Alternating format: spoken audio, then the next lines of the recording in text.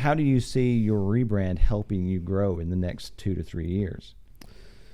So that's a good question. That's a great question. So for me, I love the logo. I freaking love that logo. I really we'll like splash the logo. the right hexagon here. with the T. We should show you. It's really great. I definitely want to talk about the symbolism that we inspired with that. Here is, I don't know. There's the logo, right? We'll splash we'll it up. splash it up there. We'll put it up on the screen. No, but I love the logo, and I'm thinking forward. So I've recently gotten into a little bit more business planning. So that was part of the brand adjustment, partners coming and going, and me saying, okay, people come and go, but I'm staying. Right. I need to have a long-term plan for this. Right. And so I'm looking out that we leased this space for 8 years, but I want this to be my brand for more than 8 years. And I think it was you who told me, if when you get tired with your logo, that's not necessarily the time to change it because you see it every day. Your clients have only seen it once. The logo we have, I feel, is a very relevant logo. I feel that we did good work. You did good work. Thanks. We put time and thought into the symbolism, and they are things that apply to my law firm's trajectory and strategy, probably for more than 3 years. Oh, for sure. And when I had an interior designer come in and pick colors that match that digital space, I was like, we're keeping this forever, right?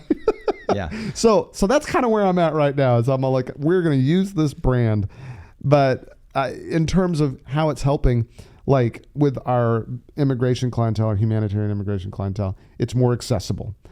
I think that that's true too, as well, of the business and IP clientele. Maybe they might be a little more used to the mahogany style formal law firms, right. But in particular, when it comes to IP clientele, they tend to be a little more tech savvy. Business clientele, especially today, they're forward thinking. And so I think most of our clients, or all of our clients, really appreciate moving past this kind of imposing, oh, I'm a lawyer, look at my diploma on the wall. Right.